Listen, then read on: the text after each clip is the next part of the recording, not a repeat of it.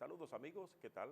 Tenemos hoy un día bastante húmedo y les recomendamos, como en otras ocasiones, a los conductores tener sumo cuidado al manejarse en el día de hoy, porque si usted no guarda una distancia considerable, cuando cae esta categoría de lluvia que está cayendo en Santiago de los Caballeros, el pavimento tiende a botar una especie de aceite y usted al aplicar los frenos, si no tiene la distancia que le sugeríamos en principio, podría tener un accidente. Pero hay otro tipo de lluvia, hay lluvia de encuestas, hay lluvia de coronavirus. En cuanto a este tema, les recomendamos, como siempre, hacer caso a lo que dicen las autoridades porque hasta ahora ha mostrado una genuina preocupación en ese sentido. No haga caso a las fake news, no vea ni escuche lo que dicen en las redes sociales porque generalmente eso está basado en rumores. Y en este momento lo que menos queremos es rumores porque eso crea un pánico que en ocasiones también puede ser peligroso. Dicho esto, entramos de inmediato en nuestra primera sección del día, que es las notimédicas.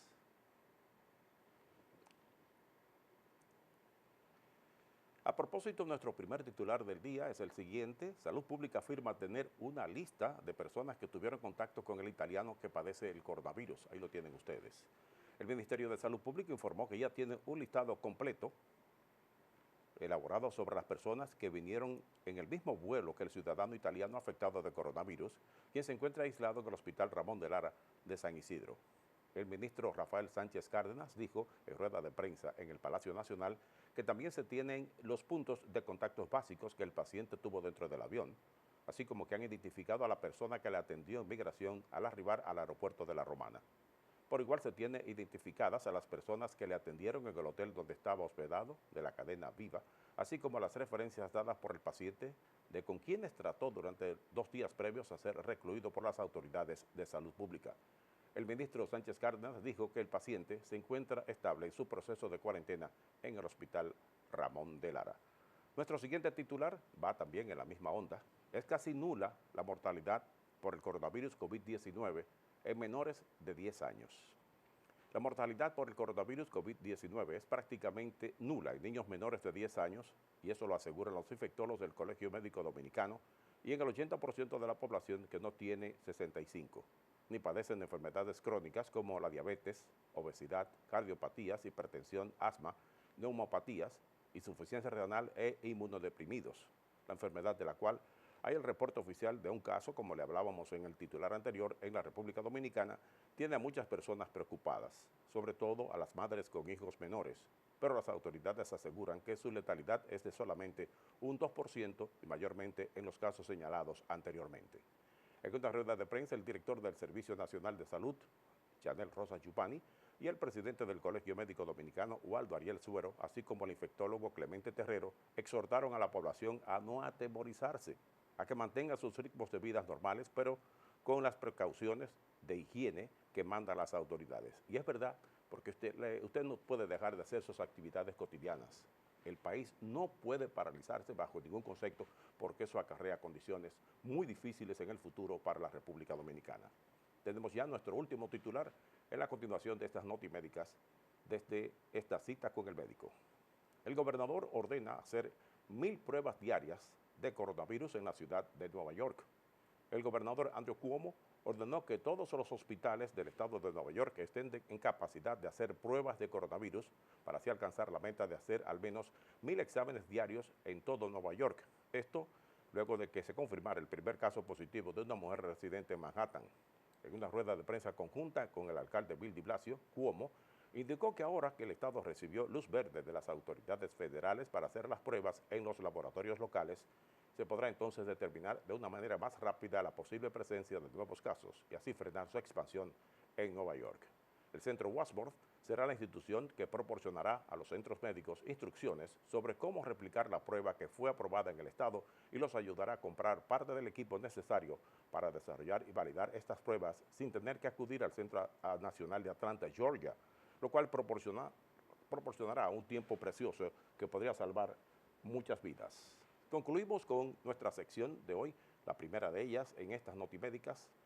En nuestro espacio Cita con el Médico fueron las notimédicas. Ahora les mencionaremos la palabra del día, que es pelagra. La definiremos completamente cuando regresemos de la siguiente pausa comercial.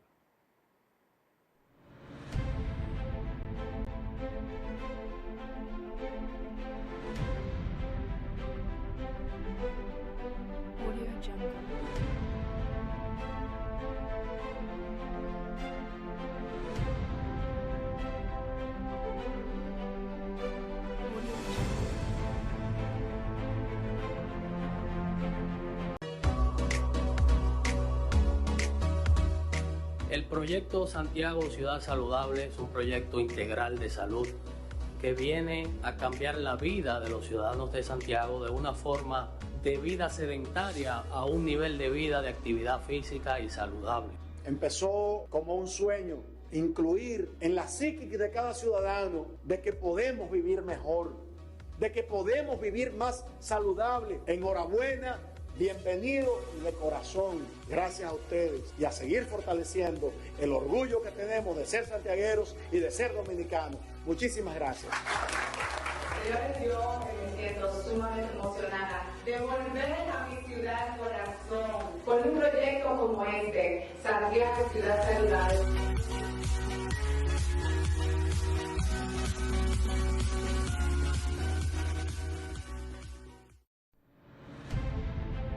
Cita con el médico. Cada día un especialista de primera a su servicio. Bajo la conducción profesional del reconocido comunicador Víctor Castillo. Por Telecontacto 57, el canal de Santiago.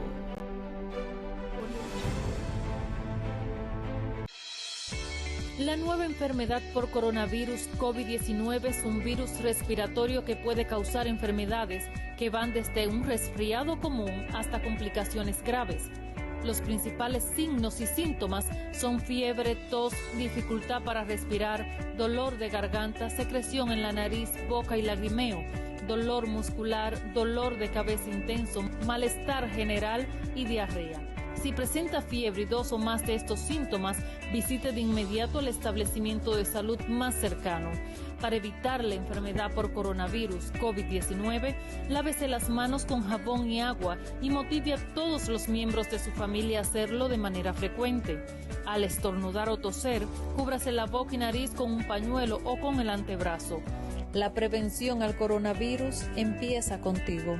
Este es un mensaje del Ministerio de Salud Pública.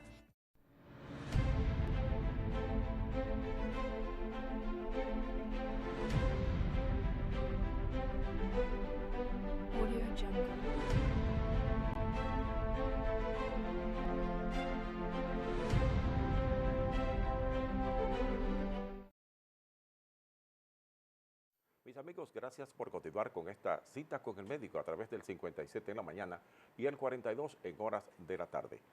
La palabra del día es pelagra. La definiremos inmediatamente con toda su extensión. La pelagra es una enfermedad producida por deficiencia dietética debido a la ingesta o absorción inadecuada de vitamina B3, que es niacina, uno de los compuestos del complejo de la vitamina B. Considerada inicialmente como infección hasta que se demostró que era derivada de una deficiencia vitamínica. La pelagra es frecuente en todo el mundo, aunque su incidencia en los países occidentales es reducida gracias a que la harina blanca consumida suele estar enriquecida con vitamina B. Las personas más castigadas por la enfermedad son aquellas que siguen una dieta pobre en proteínas, acentuándose todavía más en los que tienen la dieta principal como el maíz, como base alimenticia. También afecta a las personas que padecen enfermedades gastrointestinales, las que provocan una alteración de la absorción de vitaminas. Muchos fueron los nombres que se le otorgaron a esta enfermedad antes de acuñarse la denominación actual, como por ejemplo lepra asturiana o italiana, lepra de Lombardía, mal de la rosa, escorbuto de los Alpes, enfermedad de Sennamann o de Strachman. Es relativamente frecuente que la pelagra aparezca en campos de refugiados y en situaciones de hambruna, pues en esas ocasiones el maíz, que posee un hongo, que yo creía hasta este momento que no lo poseía, suele constituir el alimento básico de la dieta de las personas. Suele deberse a descuidos por parte de las agencias de socorro, quienes prestan muy poca atención en suministrar una dieta equilibrada o un consumo adecuado de micronutrientes. Generalmente la enfermedad comienza con cansancio, dificultad para conciliar el sueño y pérdida de peso. La piel expuesta del cuello, manos, brazos, pies y piernas se vuelve áspera, rojiza y escamosa, especialmente tras estar expuesta a la luz solar. También aparecen lesiones dolorosas en la boca y otras afecciones que afectan el aparato digestivo, como la diarrea. De hecho, este signo, la diarrea, forma parte de la tríada clásica de la pelagra, que hace que se le conozca también como la enfermedad de las 3D, es decir, diarrea, dermatitis y demencia. El paciente aquejado de pelagra suele manifestar dolor bucal o indigestión, presentando a un mismo tiempo una lengua de color rojizo y papilas gustativas achatadas. Además, las membranas mucosas de la boca y el epitelio de todo el conjunto gastrointestinal pueden verse afectados, apreciándose en algunas ocasiones úlceras pequeñas tanto en el estómago como en el esófago. El intestino delgado no suele presentar ninguna clase de anomalía, pero no sucede lo mismo con el colon, el cual se encuentra plagado de diminutas úlceras con abscesos en la submucosa cuando usted padece de pelagra. El tratamiento recomendado para prevenir y tratar la enfermedad consiste en la administración de niacina y otras vitaminas del grupo B, de manera que es necesaria la ingesta diaria de cantidades adecuadas de leche, carne magra o pescado, cereales grano entero y vegetales frescos, pero no maíz. Ha sido la palabra del día, pelagra. La hemos definido para que usted esté completamente edificado de lo que significa. Vamos a continuar de inmediato con el desarrollo de nuestra cita con el médico. Cuando regresemos de la pausa estaremos conversando con el doctor Víctor Gómez y estaremos debatiendo el tema del día de hoy. No se vaya, siga con nosotros.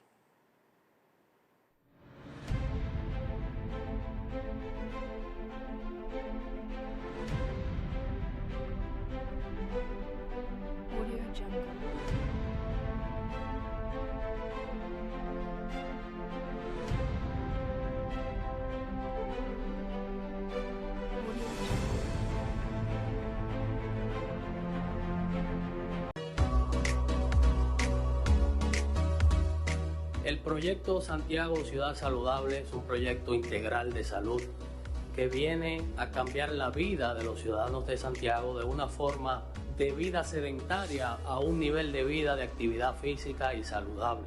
Empezó como un sueño, incluir en la psiquis de cada ciudadano de que podemos vivir mejor, de que podemos vivir más saludable. Enhorabuena, bienvenido y de corazón, gracias a ustedes y a seguir fortaleciendo el orgullo que tenemos de ser santiagueros y de ser dominicanos. Muchísimas gracias. Señores, yo me siento sumamente emocionada de volver a mi ciudad corazón con un proyecto como este, Santiago Ciudad Saludable.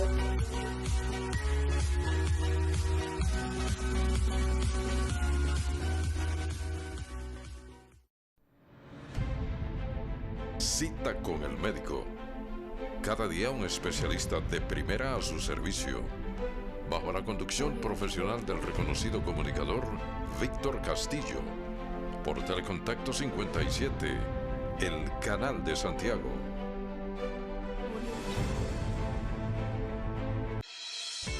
La nueva enfermedad por coronavirus COVID-19 es un virus respiratorio que puede causar enfermedades que van desde un resfriado común hasta complicaciones graves. Los principales signos y síntomas son fiebre, tos, dificultad para respirar, dolor de garganta, secreción en la nariz, boca y lagrimeo, dolor muscular, dolor de cabeza intenso, malestar general y diarrea. Si presenta fiebre y 2 o más de estos síntomas, visite de inmediato el establecimiento de salud más cercano. Para evitar la enfermedad por coronavirus COVID-19, lávese las manos con jabón y agua y motive a todos los miembros de su familia a hacerlo de manera frecuente. Al estornudar o toser, cúbrase la boca y nariz con un pañuelo o con el antebrazo. La prevención al coronavirus empieza contigo. Este es un mensaje del Ministerio de Salud Pública.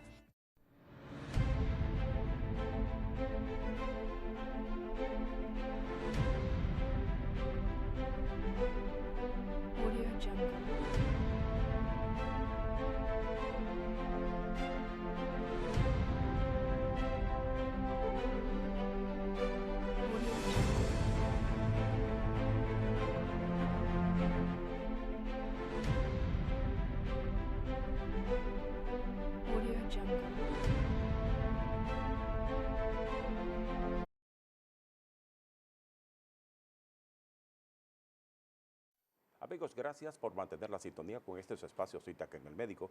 Entramos ya a la parte estelar, podría decirse, de este nuestro espacio, cuando presentamos el tema de hoy. El tema de hoy será la frenectomía y lo vamos a agotar con el doctor muy calificado, Víctor Gómez. Buenos días, Víctor. Buenos días, Víctor Castillo. Estamos hablando de la frenectomía, pero ¿qué es eso? Bueno,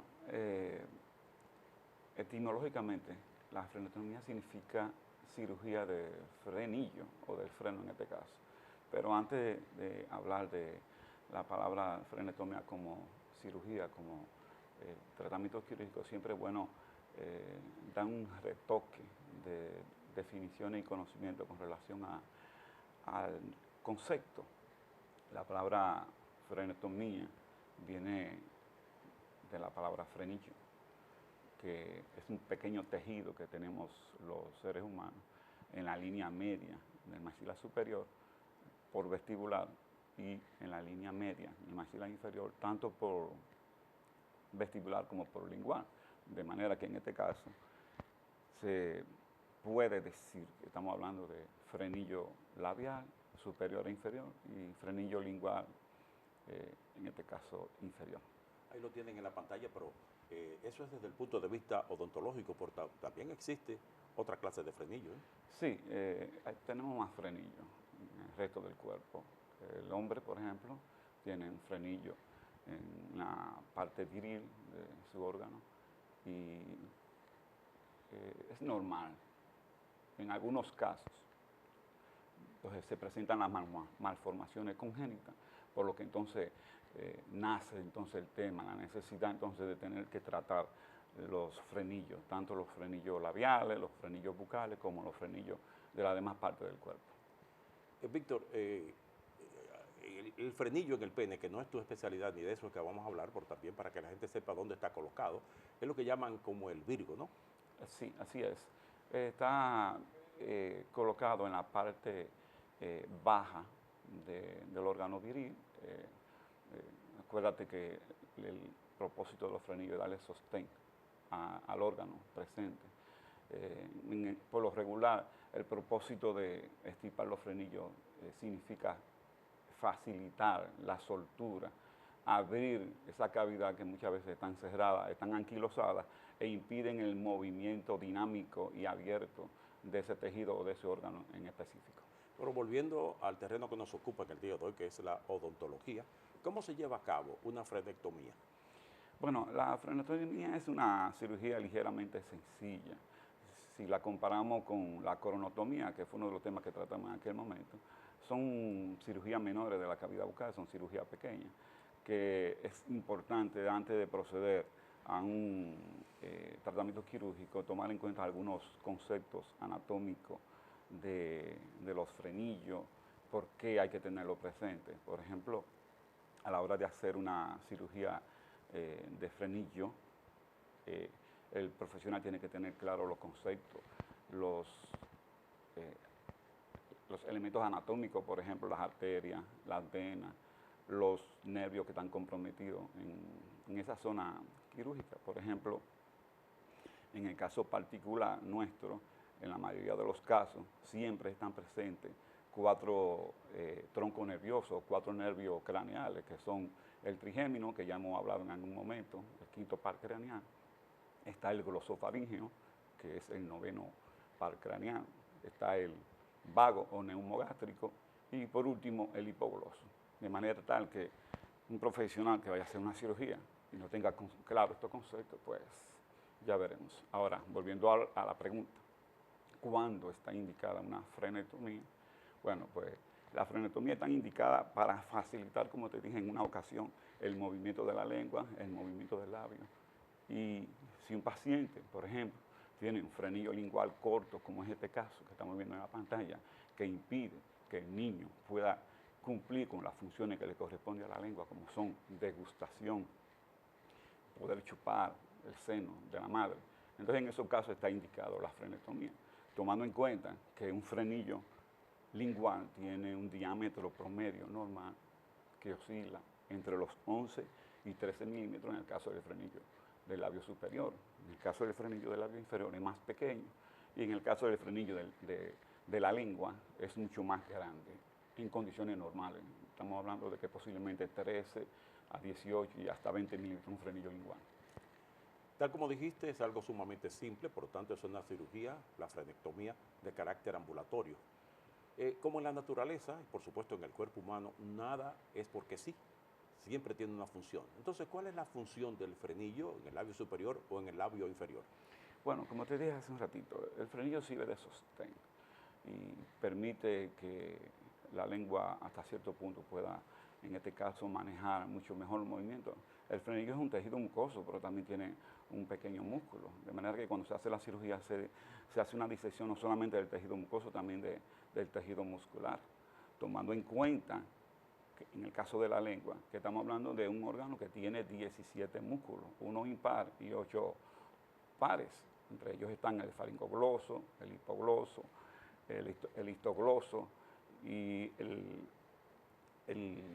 superior, el lingual superior y el lingual inferior. De manera que a la hora de hacer una cirugía es importante tener ese concepto claro, valorando, claro está, la estética y la función. En el caso de los frenillos, en el caso del labio superior, el frenillo del labio superior, el frenillo del labio inferior, pues tú podrás observar lo importante que es la sonrisa en un paciente. En muchos casos, el paciente que tiene un exceso de frenillo, una cantidad exagerada de frenillo, a la hora del paciente sonreír expone tanto frenillo que resulta ser no estético. Entonces, en esos casos, como en el caso de la anquiloglasia, está indicada la extirpación del frenillo. ¿Qué logramos con eso? Bueno, devolverle al paciente una función que se ha perdido, porque un paciente que no puede cumplir con la degustación, que no puede cumplir con la fonación, como es el caso, por ejemplo, de la pronunciación de algunas palabras como el AR, pues definitivamente tenemos que abordar el tema de la cirugía.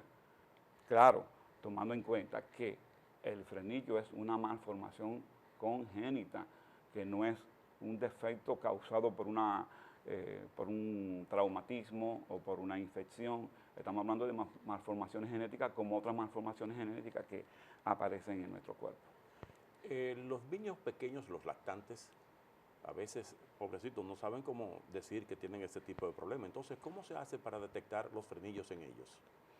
Bueno, en la medida de lo posible. Perdón, los frenillos con problemas, porque frenillos tenemos todos. Frenillos tenemos todos. En la medida de lo posible, los padres muchas veces no se dan cuenta, pero algunos padres sí, que son observadores y cuidadosos, y cuando se dan cuenta que el niño, cuando está chupando el seno, no logra saciarse con la leche del seno, que el niño se queda gritando, que el niño se queda llorando, porque el niño no está logrando cumplir con la función que tiene la lengua, en este caso, que es impedido por el frenillo, de manera que el niño se queda con hambre, porque no ha podido ingerir el seno de la madre, y por lo tanto, esa es una de las maneras.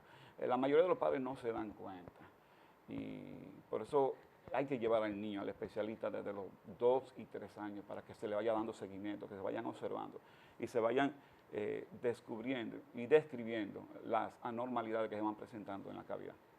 Y aunque el niño no tiene la posibilidad ni mínima ni remotamente de hablar, pero con esos gritos a veces exacerbados se le está diciendo, mami, papi, tengo un problema, revísenme, ¿verdad? Claro que sí. Acuérdate que el lloro, el grito, es la única herramienta que tiene el niño para defenderse de la realidad nuestra y de las necesidades y de las dificultades que enfrentamos en la vida. De manera que el niño, si lo hace el adulto en ocasiones, ¿qué será el niño? Exactamente. Y el tratamiento posquirúrgico después de una frenectomía, ¿a veces se complica? Bueno, hay 2 tipos de cirugía quirúrgica para la extirpación del frenillo lingual. El frenillo lingual está indicado, y nos damos también cuenta, déjame decirte, con la erupción de los dientes deciduos o dientes de leche, cuando notamos que al niño en la erupción completa de los dientes comienzan a separarse los dientes en la línea media, tanto arriba como abajo. Entonces ahí los padres pueden abrir los ojos y darse cuenta, aunque ese defecto se puede ir corrigiendo con la erupción de los dientes permanentes. Cuando el niño cumple los 12 años, comienzan a salir los incisivos, comienzan a salir los caninos y comienza a cerrarse. Pero en esos casos, cuando no se cierra, entonces comprometemos al paciente para que se corrija lo que se forma como resultado del frenillo, lo que se conoce como diastema. Entonces visitamos al ortodoncista para que el ortodoncista aborde el tema para corregir el diastema causado por el frenillo. Una cirugía de este tipo ¿Se aplicarán allá métodos convencionales o con láser? Se puede operar con láser, claro que sí, si está al alcance del profesional y del especialista, pero la mayoría de las cirugías son cirugías menores, cirugías pequeñas, que se pueden hacer con anestesia local, anestesia infiltrativa, en el caso del labio superior y en el caso del labio inferior, tomando en cuenta la presencia de los tejidos y de los nervios y de las arterias que están por ahí cerca. Por ejemplo, en el caso del frenillo labial inferior, es bueno tener presente que por ahí están cerca el nervio submentoniano, el músculo, la bola del mentón, que está aquí en esta parte inferior de la mandíbula, y en el caso del frenillo labial superior, tomar en cuenta que está presente por ahí cerca el nervio infraorbitario, el nervio nasopalatino, y definitivamente tener claro que el frenillo es un tejido fibroso que compromete alguna vez la estética, tanto con el diastema como con la exposición del mismo. Sé que esa no es tu especialidad, pero casi hasta por curiosidad quiero preguntarte si el labio leporino o labio hendido tiene algo que ver con el frenillo mal formado. No tiene absolutamente nada que ver. El labio leporino, igual que el labio hendido, igual que el paladar fisurado, estamos hablando de malformaciones genéticas, congénitas, que habrá que revisar después con el tiempo si los avances y los descubrimientos de la ciencia algún día nos lo permiten, si están relacionados con algún cromosoma específico del ADN, como es el caso, por ejemplo, de la trisomía 21. Pues son pacientes que nacen con estos defectos congénitos genéticos y posiblemente respondan a la ausencia o a la deformación de un cromosoma específico de los 43 cromosomas pares que tiene el ser humano. Ya estamos llegando a la parte final, sin embargo, debo decirte que tienes 60 segundos para que digas cualquier otro tipo de cosa que entiendas que se nos ha escapado. Bueno, a mí me gusta siempre decirle a los pacientes, y en este caso a los televidentes, que de esas tres cirugías, la cirugía del frenillo, del labio superior y del frenillo del labio inferior, son cirugías relativamente sencillas, relativamente pequeñas. La que es un poquitico más delicadita es la cirugía del frenillo lingual, por el compromiso que tiene la anatomía. Por ejemplo, debajo de la lengua, en el vientre de la lengua, a ambos lados de la línea media, nos vamos a encontrar con la vena ranina. También en el piso de la boca nos vamos a encontrar con la arteria sublingual. Por lo tanto, hay que tener un poquitico de cuidado porque una disección inequívoca por colocar el bisturí en el lugar equivocado podemos provocar una hemorragia que se han presentado en muchas ocasiones. Entonces, ¿qué hacer cuando se presenta un tipo de anormalidad así para evitar que el paciente se traumatice? La cirugía de frenillo es una cirugía sencilla que se puede hacer en media hora o una hora en la consulta ambulatoria, no requiere de internamiento. Tomar en cuenta el valor que tiene un paciente, que no sea diabético, que no sea hipertenso y en caso de que lo sea, que el paciente esté premedicado. Usar una anestesia sin vasoconstrictor y de larga duración para que no sea doloroso ni traumático. Y recordarles además a mamá y a papá que cuando el niño comienza a pronunciar ciertas letras mal, algo no está funcionando de manera correcta. No lo tome a la ligera, no se ría, porque el niño a veces pronuncia una Z, así como es que tiene problemas, llévelo al médico. Así despedimos, señoras y señores, a nuestro querido amigo, el doctor Víctor Gómez, quien es estomatólogo y nos hizo el favor de estar con nosotros en esta ocasión, tratando el tema de la frenectomía en esta cita con el médico. Víctor, ya en la parte final quería que le dijeras a los televidentes dónde se te localiza. Como siempre, muchas gracias a mis amigos, a mis vecinos que siempre me ven por aquí, trabajando ahí en el Ensanche Libertad, frente a Telebutit, en la avenida Estrella Salá número 82, cuyo teléfono es 295-5614, 809-295-5614 y el número de WhatsApp 809-860-9806. Y para todos ustedes la invitación queda en el aire para que nos sintonicen otra vez mañana a partir de las 9:30 por este canal 57 y en horas de la tarde a partir de las 4 por Galaxia TV. Nos encontramos mañana en otra emisión similar a esta. Fue verdaderamente un placer estar con todos ustedes en este momento.